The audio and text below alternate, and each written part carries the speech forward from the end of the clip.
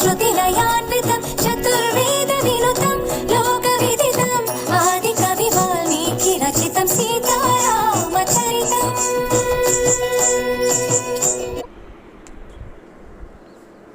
ॐ गुरुब्रह्मा गुरुर्विष्णुः गुरुर्देवो महेश्वरः गुरुसाक्षात् परब्रह्मा तस्मै श्रीगुरवे नमः।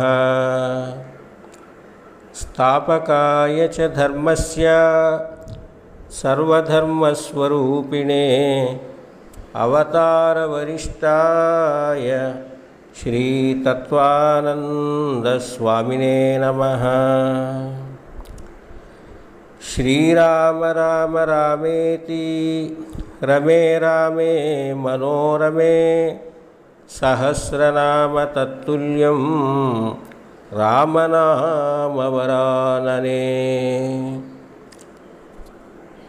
ప్రియమైన భక్త మహాశయులందరికీ శ్రీరామనవమి శుభాకాంక్షలు. సీతారామచంద్రుల యొక్క కళ్యాణ మహోత్సవాన్ని భారతదేశంలోనూ ప్రపంచంలోని అనేక దేశాలలోనూ వైభవంగా జరుపుకుంటున్నటువంటి పవిత్రమైనటువంటి రోజు. శ్రీరాముడు లోకాభిరాముడుగా కీర్తిని గడించాడు. రామో విగ్రహవాన్ ధర్మ అని మూర్తీభవించినటువంటి ధర్మస్వరూపమే రామచంద్రమూర్తి అని లోకం కొనియాడింది. అటువంటి సీతారాముల యొక్క కళ్యాణోత్సవాన్ని జరుపుకొని ప్రజలందరూ కూడా ఆయన యొక్క స్మరణలో ఆనందాన్ని పొందేటటువంటి రోజుది. ఎందుకని శ్రీరాములు వారికి అంత ఖ్యాతి లభించింది అంటే వారి యొక్క గుణ విశేషాలను ఒక్క శ్లోకంలో తెలుసుకుందాం. శ్రీరాఘవం దశరథాత్మజమప్రమేయం సీతాపతిం రఘుకులాన్వయరత్నదీపం ఆజానుబాహుం అరవిందదళాయతాక్షం రామం నిశాచర వినాశకరం నమామి. రాములు వారు దశరథ మహారాజు యొక్క పుత్రుడు. సీతమ్మ వారిని వివాహం చేసుకున్నాడు. వారి యొక్క రఘువంశానికి కీర్తి ప్రతిష్టలు తీసుకొని వచ్చారు. ఆయన ఆజానుబాహుడు, అరవిందముల వలె విశాలమైనటువంటి నేత్రాలు కలిగినటువంటి వాడు, రాక్షస సంహారం చేసి ఉత్తమ ధర్మాన్ని లోకంలో నిలిపినటువంటి మహానుభావుడు అని ఈ శ్లోకం యొక్క అర్థం. ఇక్కడ రాములు వారు పితృవాక్య పరిపాలనం చేసినట్లుగా మనం చూస్తున్నాం.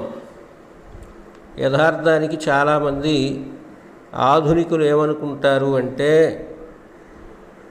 కుర్రవాడికి వ్యక్తిత్వం ఉండాలి కదా, తల్లి మాట తండ్రి మాట నమ్మి వారు ఏం చెప్తే అది చెయ్యటమేనా అని ఒక ప్రశ్న వేస్తూ ఉన్నారు. యథార్థానికి దశరథ మహారాజు యొక్క ఆజ్ఞను పరిపాలించి రాముల వారు లోకానికి ఎంతో మేలు చేశారు. దశరథ మహారాజు తన అంతరంగాన్ని చెప్పటం ద్వారా కుమారుని యొక్క వ్యక్తిత్వానికి భంగం కలిగించడం కాదు కదా, ఆ కుమారునిలో ఉండేటటువంటి మహత్తరమైన సామర్థ్యాన్ని లోకం గ్రహించేట్టుగా చేశారు. అందువల్ల మనందరం కూడా ఆ తండ్రి కొడుకులకు ఉన్నటువంటి విజ్ఞతను గ్రహించగలగాలి. అది తెలుసుకోలేకపోయినప్పుడు తండ్రి అడవులకు వెళ్ళమని కోరటం ఏమిటి కుమారుణ్ణి? అలాగే ఆ కుమారుడు ముందు వెనుక ఆలోచించకుండా క్రొత్తగా పెళ్లి చేసుకొని వచ్చినటువంటి వాడు అడవికి వెళ్ళిపోవటం ఏమిటి అని అనుకుంటాం.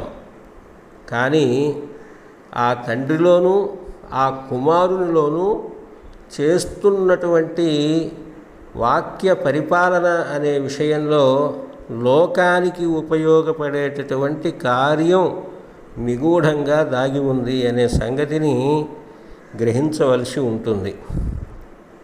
అలాగే సీతాపతిం అని అన్నారు. ఆయన రామచంద్రుడు ఏకపత్ని వ్రతాన్ని పరిపాలన చేశాడు. అలాగే సీతమ్మ వారు కూడా చక్కటి రాజకన్య, రాజరికపు మర్యాదలు సౌఖ్యాలు ఎన్ని ఉన్నప్పటికీ కూడా ఆమె పతిని ప్రత్యక్ష దైవంగా భావించి ఆమె భర్త అడవికి వెళుతూ ఉంటే తాను కూడా భర్త యొక్క అడుగు జాడలలోనే నడుస్తాను అని చెప్పినటువంటి మహాసాధ్వి.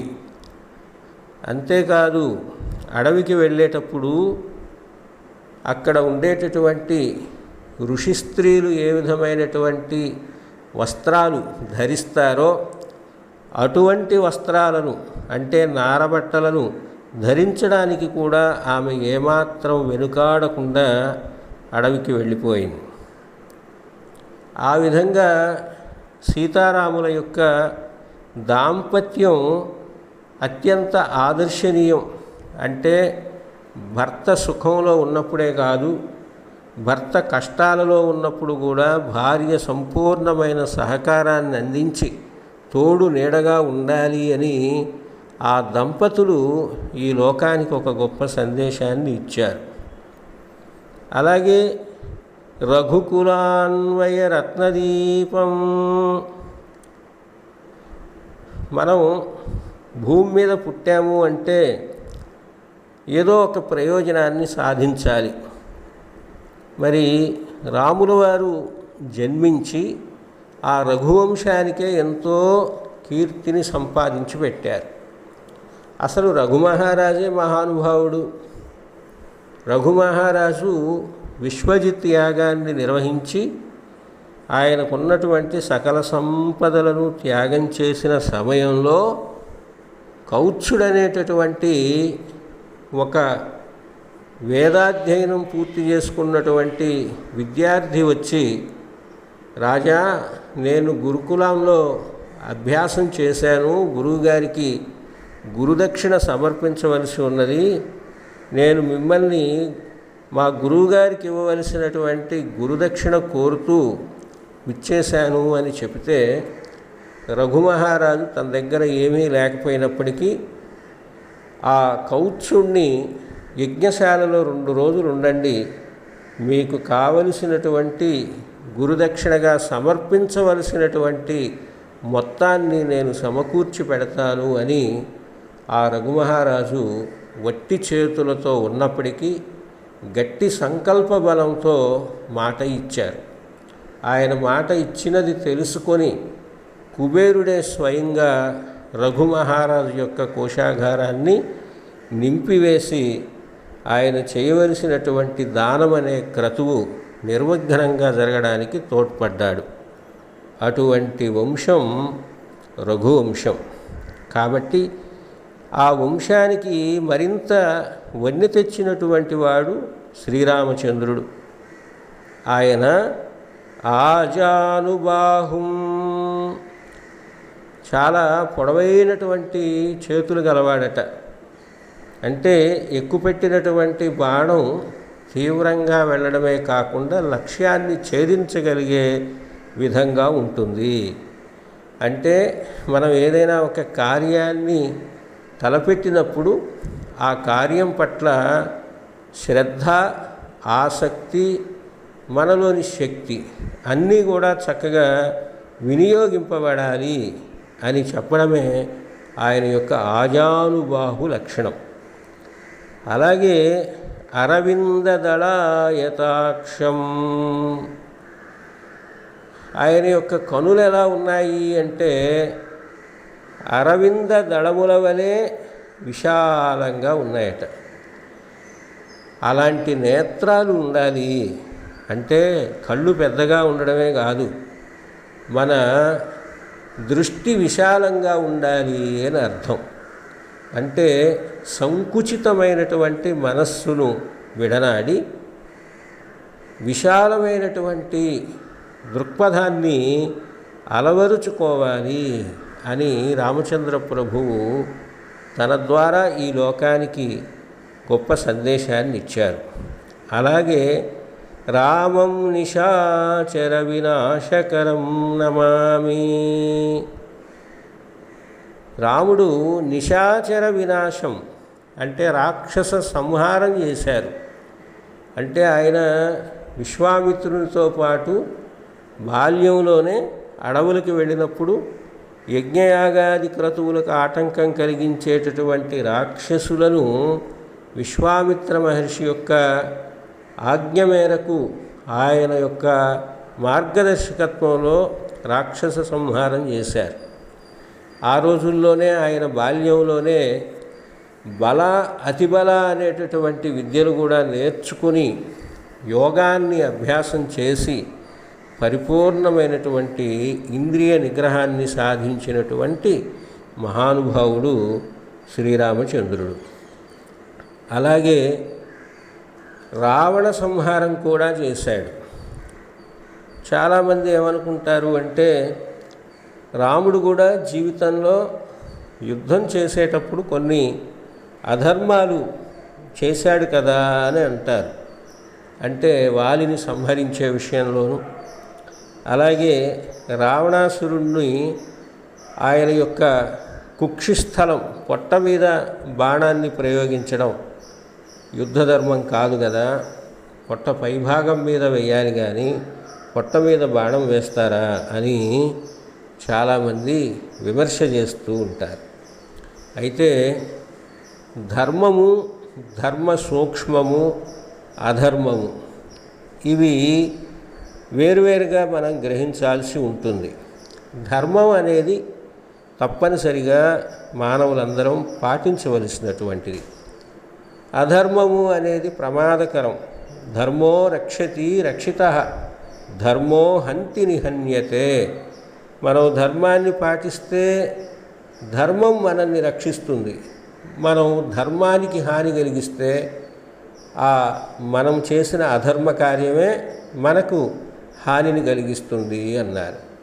మరి ఇక్కడ శ్రీరామచంద్రుల వారు రాక్షస సంహార విషయంలో కూడా ఆయన అధర్మంగా ప్రవర్తించల, ధర్మ సూక్ష్మాన్ని అనుసరించారు. అదే మనకు భారతంలో కూడా ధర్మరాజు విషయంలో కనపడుతూ ఉంది. ఏమిటి అంటే అశ్వత్థామ హతః అని నెమ్మదిగా కుంజరహ అన్నాడు.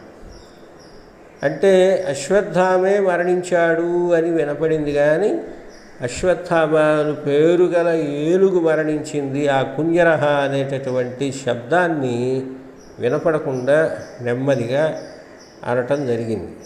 అంటే ఒక ధర్మకార్యాన్ని నిర్వర్తించేటప్పుడు, ఒక ధర్మానికి విజయాన్ని చేకూర్చవలసి వచ్చినప్పుడు చిన్న చిన్న కార్యాలలో సూక్ష్మమైనటువంటి అవసరాలను నిర్వర్తించటం అనేది ప్రధానము అని తెలుస్తుంది.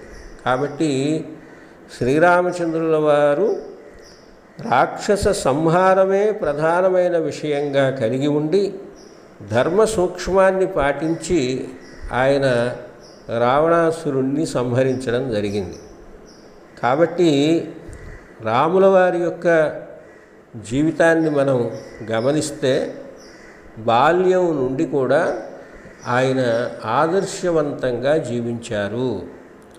అందుకనే వాడవాడల ఎవరూ చెప్పకపోయినా ఎంతో కాలంగా యుగ యుగాలుగా శ్రీరామచంద్రుల యొక్క కళ్యాణోత్సవాలు జరుపుకొని భక్తులంతా అత్యంత పారవశ్యంతో ఆనందాన్ని పొందటం చూస్తున్నాం. కాబట్టి శ్రీరామచంద్రుల యొక్క మహత్తరమైన ఆదర్శాన్ని మనందరం కూడా అర్థం చేసుకొని మన జీవితాలలో వారిని ఆదర్శవంతంగా భావన చేసి అన్వయించుకోవలసినటువంటి అవసరం ఉన్నది అని గ్రహించుదాం.